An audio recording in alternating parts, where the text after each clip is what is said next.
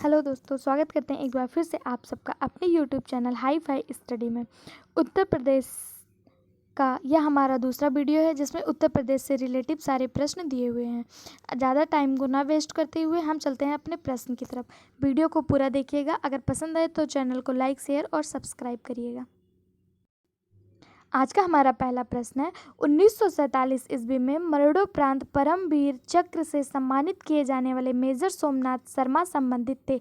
वह किस क्षेत्र से संबंधित थे? कौन से रेजिमेंट या राइफल से संबंधित थे? Gorkha rifle, Garhwal rifle, Dogra regiment या कुमायूं रेजिमेंट?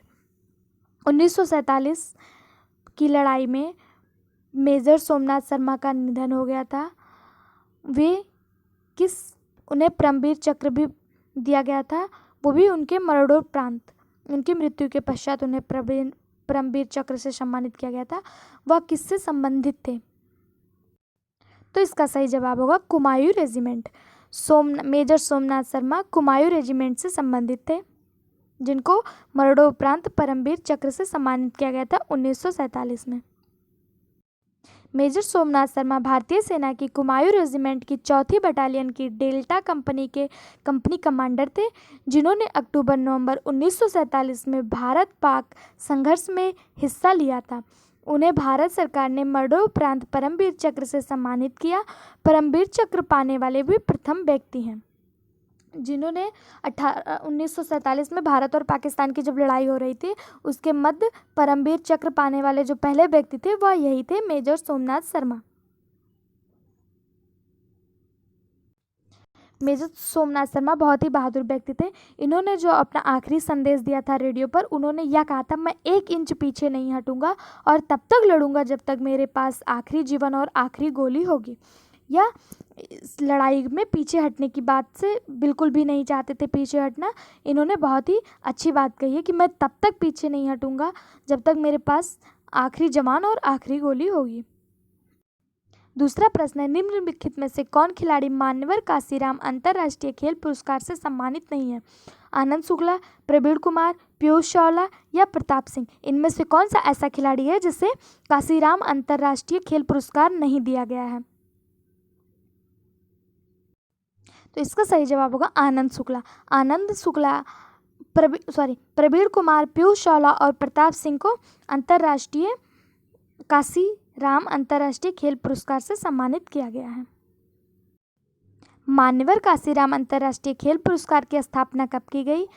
4 जून 2005, 13 मार्च 2006, 25 सितंबर 2017 या 22 जनवरी 2008? किस सन में, किस डेट को मान्यवर काशीराम अंतर्राष्ट्रीय खेल पुरस्कार की स्थापना की गई? तो इसका सही जवाब होगा 25 सितंबर 2007 को मान्यवर काशीराम अंतर्राष्ट्रीय खेल पुरस्कार की स्थापना की गई। अगला प्रश्न है, भारत की पूर्व प्रधानमंत्री श्रीमती इंदिरा गांधी की पुण्यतिथि में किस प्रतियोगिता का आयोजन किया जाता है? इंदिरा हैंडबॉल, इंदिरा बैडमिंटन, इंदिरा तैराकी या इंदिरा मैराथन? जो भारत की पूर्व प्रधानमंत्री श्रीमती इंदिरा गांधी हैं, इन्हीं के शासनकाल में ही महाअभियोग लगा था, इमरजेंसी लागू हुआ था। किसके शासनकाल में इमरजेंसी लागू हुआ था? 1962 में इंदिरा गांधी के शासनकाल में इमरजेंसी लागू हुआ था। तो इनकी पुण्य स्मृति में कौन सी प्रतियोगिता का आयोजन किया जाता है? तो इंदिरा मैराथन का आयोजन किया जाता है। प्रयागराज की पावन भूमि पर आखिरी भारतीय इंदिरा मैराथन दौड़ का आयोजन देश की पूर्व प्रधानमंत्री भारत रत्न स्वर्गीय श्रीमती इंदिरा गांधी जी की स्मृति में उनके जन्म दिवस 19 नवंबर को पुरुष एवं महिला मैराथन कराने का निर्णय खेल विभाग उत्तर प्रदेश द्वारा सन 1985 में लिया गया। यह पूछा जा सकता है कि श्रीमती इंदिरा गांधी का जन्म दिवस कब है? तो 19 नवंबर को इसी दिन मैराथन होता है। या कब से लागू हुआ? तो 1985 से। अखिल भारतीय महिला आमंत्रण प्राइज मनी हॉकी प्रतियोगिता का उत्तर प्रदेश के किस शहर में किया गया? अखिल भारतीय महिला आमंत्रण प्राइज मनी हॉकी नामक जो प्रतियोगिता थी वो उत्तर प्रदेश के किस शहर में किया गया? बनारस, इलाहाबाद, कानपुर या मेरठ? कहाँ पर किया गया? बनारस जो है वो हमारे प्रधानमंत्री की निर्वाचन क्षेत्र है बनारस। जल्दी से सोचिए और बताइए कि किस शहर में किया गया हॉकी प्रतियोगिता का इनॉग्रेशन। उत्तर प्रदेश के बारे में एक महत्वपूर्ण चीज़ें हम बता देते हैं कि महिलाओं की हेल्पलाइन के लिए उत्तर प्रदेश सरकार ने दामिनी नामक एक ऐप को लॉन्च किया है तथा मुख्यमंत्री कृषक दुर्घटना कल्याण योजना, कौशल सतरंग योजना यह भी उत्तर प्रदेश सरकार की है।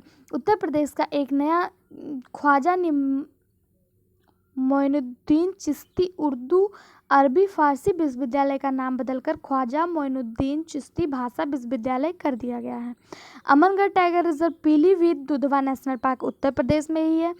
प्रधान मुख्यमंत्री अप्रेंटिसशिप प्रमोशन स्कीम यह भी उत्तर प्रदेश की है तथा युवा स्कीम, कन्या सुमंगला योजना, 10वीं और 12वीं कक्षा के छात्रों के लिए इंटर्नशिप योजना यह सब उत्तर प्रदेश सरकार की ही है तथा उत्तर प्रदेश में ही पहला गिद्ध संरक्षण प्रजनन केंद्र उत्तर प्रदेश के महाराजगंज जिले में बनाया गया। इसका जो सही जवाब होगा वह होगा वाराणसी। वाराणसी में ही महिला आमंत्रण प्राइज मनी हॉकी प्रतियोगिता का आयोजन किया गया था। उत्तर प्रदेश की बीड़ा भूषण का संबंध किस खेल से है? बीड़ा भूषण जो है वो उत्तर प्रदेश की एक खिलाड़ी है। इसमें पूछा जा रहा है कि वह कौन सा खेल खेलती हैं, हॉकी, बैडमिंटन या टेबल टेनिस। टेबल टेनिस 2 बार हो गया, एक को हम काट देते हैं। तो ये बताना है कि वह किस खेल से संबंधित है। बीड़ा भूषण जो हो वह टेबल टेनिस से संबंधित है। निम्न में से उत्तर प्रदेश हिंदी संस्था का पुरस्कार नहीं है। तो कौन सा ऐसा पुरस्कार है जो उत्तर प्रदेश हिंदी संस्था का नहीं है? विद्या भूषण सम्मान, लोक भूषण सम्मान, कला भूषण सम्मान या सृजन भूषण सम्मान। इनमें से कौन सा ऐसा सम्मान है जो उत्तर प्रदेश का नहीं है? उत्तर प्रदेश हिंदी संस्था का पुरस्कार नहीं है। इसका सही जवाब होगा लोक भूषण सम्मान या उत्तर प्रदेश हिंदी संस्था का पुरस्कार नहीं है। जबकि विद्या भूषण, कला भूषण और सृजन भूषण यह उत्तर प्रदेश की हिंदी संस्था का पुरस्कार है। हमारा अगला प्रश्न है उत्तर प्रदेश के किस जिले में पुरुष साक्षरता सबसे अधिक है? गौतम बुद्ध नगर, गाजियाबाद, मेरठ या सहारनपुर। कहाँ पर पुरुष साक्षरता सबसे अधिक है? तो उत्तर प्रदेश की जो पुरुषों की पूरी साक्षरता है वह 77.3% है, स्त्रियों की साक्षरता 57.2% है तथा नागरिक साक्षरता जो है 2011 के आंकड़ों के अनुसार वह 75.1% है। कुल साक्षरता अगर हम देखेंगे तो वह 67.7% है। ग्रामीण साक्षरता की बात करें तो वह 65.5% है, जिसमें से पुरुषों को 76.3% और स्त्रियों को 53.7% दिया गया है। 2011 के आंकड़ों के अनुसार जो उत्तर प्रदेश की कुल साक्षरता है वह 67.7% है। हमें यह बताना है कि पुरुषों की साक्षरता सबसे अधिक किस जिले में है? तो उत्तर प्रदेश के गौतम बुद्ध नगर में पुरुषों की साक्षरता सबसे अधिक है। यहाँ पर पूरा चार्ट ही बना है जिसमें आप देख रहे हैं राज्य की कुल साक्षरता अभी हमने आपको बताया 67.7% या फिर उससे 6-8% भी कह सकते हैं। सर्वाधिक छात्र साक्षरता वाला जिला गौतम बुद्ध नगर है और सबसे कम श्रावस्ती है। कुल महिला साक्षरता वो 57.18% है और कुल पुरुष की जो साक्षरता है वो 77.3% है या 2-8% भी कह सकते हैं। सर्वाधिक महिला साक्षरता वाला जिला कानपुर है, सबसे कम महिला साक्षरता वाला जिला श्रावस्ती है। सर्वाधिक पुरुष साक्षरता वाला जिला गौतम बुद्ध नगर है, सबसे कम पुरुष साक्षरता वाला जिला श्रावस्ती है। अर्थात हम यह कह सकते हैं कि सबसे ज़्यादा साक्षरता महिलाओं की हो व पुरुष की हो। महिला का तो कानपुर है जबकि पुरुष का जो है वो गौतम बुद्ध नगर है और सर्वाधिक जो साक्षरता है वह भी गौतम बुद्ध नगर की ही है। और सबसे कम साक्षरता चाहे वह महिला का हो या पुरुष का हो या पूरा ले लीजिए तो श्रावस्ती का ही है। श्रावस्ती ही वह जिला है जहाँ पर गौतम बुद्ध ने सबसे ज़्यादा बार उपदेश दिया था। अगला प्रश्न है गंगा नदी उत्तर प्रदेश के निम्नलिखित में से किस जिले से होकर नहीं बहती है? बुलंदशहर, गाजियाबाद, कानपुर या प्रयागराज। कौन सा ऐसा जिला है उत्तर प्रदेश का जहाँ पर गंगा नदी नहीं बहती है? तो गंगा नदी उत्तर प्रदेश के गाजियाबाद से होकर नहीं बहती है। बुलंदशहर, कानपुर और प्रयागराज से यह नदी पूर्ण रूप से बहती है। गंगा नदी की जो पूरी लंबाई भारत में है वह 2525 किलोमीटर है। यह भारत की सबसे लंबी नदी है जबकि विश्व की सबसे लंबी नदी नील नदी जानी जाती है। यह उत्तरी भारत के सबसे प्रमुख व हिंदुओं की पवित्र धार्मिक नदी मानी जाती है। गंगा को सुरसरी, भागीरथी, पद्मा, देवनंदी, जाह्नवी, असी नामों के नाम से भी जाना जाता है। गंगा का जो पर्यायवाची है वो सुरसरी, भागीरथी, पद्मा, देवनदी, जाह्नवी, आसी, नमो आदि नाम इसके गंगा के हैं। भागीरथी का उद्गम उत्तराखंड के केदारनाथ के समीप गंगोत्री ग्लेशियर के गौमुख नामक स्थान से होता है। गंगा जो है भागीरथी और अलकनंदा जब आकर मिलती है तो गंगा का निर्माण होता है। भागीरथी और अलकनंदा के मिलने से गंगा नदी बनती है। तो यह भागीरथी और अलकनंदा कहाँ पर आकर मिलती हैं? तो यह केदारनाथ के समीप गंगोत्री ग्लेशियर के गौमुख नामक स्थान पर, यानी ट्रिपल जी से आप इसे याद कर सकते हैं। यह केदारनाथ के समीप गंगोत्री ग्लेशियर के गौमुख नामक स्थान पर मिलती है भागीरथी और अलकनंदा। तो वहाँ पर गंगा का उद्गम होता है। भागीरथी और अलकनंदा जब आपस में मर्ज होते हैं तो गंगा नदी बनती है। रामगंगा कन्नौज के निकट, गोमती गाजीपुर के निकट, यमुना इलाहाबाद में और टोस सिरसा के निकट गंगा में मिलती हैं। तो ये गंगा की सहायक नदियां हैं। कौन कौन सी? रामगंगा, गोमती, यमुना और टोंस, ये गंगा की सहायक नदियां हैं। जबकि गोमती उत्तर प्रदेश की राजधानी लखनऊ में बहती है। एक प्रश्न और अगर पूछ लिया जाए, यमुना नदी इलाहाबाद में कौन सी नदी बहती है? तो गंगा और यमुना दोनों नदी बहती है। जब यह यमुना नदी गंगा में मर्ज हो जाती है तो इलाहाबाद में आगे गंगा नदी बहती है, उसके पहले तक यमुना नदी होती है।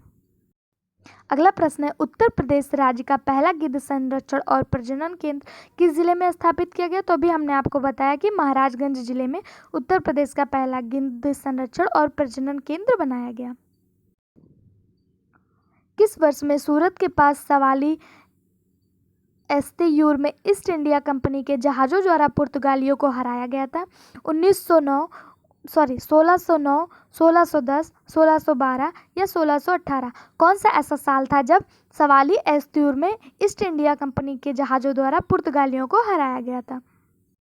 इसका सही जवाब होगा 1612। 1612 ही वह साल था जब पुर्तगालियों को ईस्ट इंडिया कंपनी के द्वारा हराया गया था। अगला प्रश्न है, हरदौल कथा विशेष रूप से उत्तर प्रदेश और मध्य प्रदेश में फैले एक लोकगीत है। कहाँ का? मिर्जापुर, बुंदेलखंड, अवध या ब्रज? ये हरदौल कथा जो है वो कहाँ का है? तो हरदौल कथा की आपने बहुत सारी बातें सुनी होगी। हरदौल कथा जो है वो क्या कहते हैं, उनका क्या नाम है, राजा उदय सिंह, जिनके नाम पर उदयपुर नगरी बसी हुई है और महाराणा प्रताप के शासनकाल में गाया जाता था। अब आपको अंदाजा लग गया होगा कि कौन से राज्य की बात की जा रही है। तो बुलंदखंड। बुलंदखंड उत्तर प्रदेश का वह राज्य है जहाँ पर हरदौल कथा गाई जाती है। निम्नलिखित में से कौन सा लघु हिमालय की सबसे लंबी पर्वत श्रृंखला है? आपको बताना है लघु हिमालय की सबसे लंबी पर्वत श्रृंखला कौन सा है? धौलाधार, महाभारत श्रृंखला, पीर पंजाल श्रृंखला या शिवालिक? इसका सही जवाब होगा पीर पंजाल श्रृंखला। आपको पता है हिमालय, एक मिनट, हिमालय जो है वो चापाकार स्थित में ऐसे फैली हुई है और 3 पार्ट में बटी हुई है। बृहद हिमालय, मिडिल हिमालय और लघु हिमालय। बृहद हिमालय, मिडिल हिमालय को ही हिमाचल के नाम से जाना जाता है। तो इसकी जो लघु हिमालय, इसकी जो सबसे लंबी श्रृंखला है वह पीर पंजाल की श्रृंखला है। अगला प्रश्न है, निम्नलिखित में से कौन ग्राम पंचायत की पहली महिला सरपंच है? शहनाज खान, सुषमा भादु, छवि रजावत या आरती देवी? इनमें से कौन ऐसा है जो ग्राम पंचायत की पहली महिला सरपंच है? तो छवि रजावत जो है ये ग्राम पंचायत की पहली महिला सरपंच है। इनके पहले कोई भी महिला सरपंच नहीं थी। छवि रजावत टोंक जिले के छोटे से गांव सोडा की सरपंच हैं। वे भारत की सबसे कम उम्र की एकमात्र MBA सरपंच हैं। वे नवंबर 2013 में स्थापित भारतीय महिला बैंक की एक निदेशक भी थी। आप देख सकते हैं कि इन्होंने अपने जीवन की कितने कम उम्र में ही कितनी उपलब्धियां हासिल कर ली हैं। सबसे कम उम्र की MBA सरपंच भी हैं और वे 2013 में बैंक की डायरेक्टर भी रह चुकी हैं। छवि रजावत, जिनका चित्र आप फोटो में देख रहे हैं। अगला प्रश्न है, किस देश ने 2019 विश्व जल खेल चैंपियन का आयोजन किया? चाइना, दक्षिण कोरिया, जापान या रसिया? कौन सा ऐसा देश है जिसने विश्व जल खेल चैंपियन का आयोजन किया 2019 का?